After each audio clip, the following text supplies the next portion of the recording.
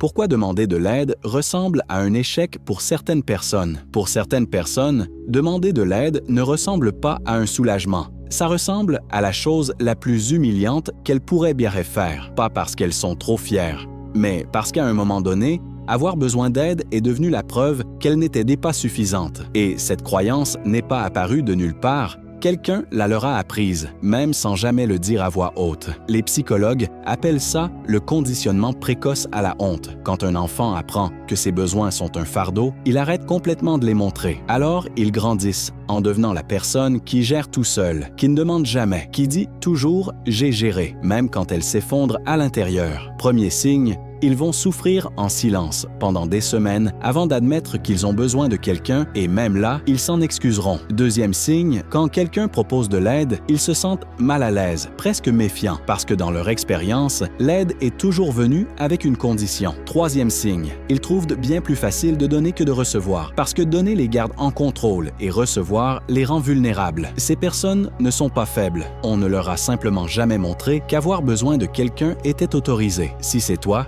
sache que demander de l'aide n'est pas un aveu d'échec. C'est l'une des choses les plus courageuses qu'une personne puisse faire. Tu n'as jamais été censé porter tout ça seul. Tu n'as juste jamais eu quelqu'un qui t'a rendu suffisamment sûr pour le poser. Est-ce que ça te ressemble? Dis-le en commentaire. Un seul mot suffit. Moi.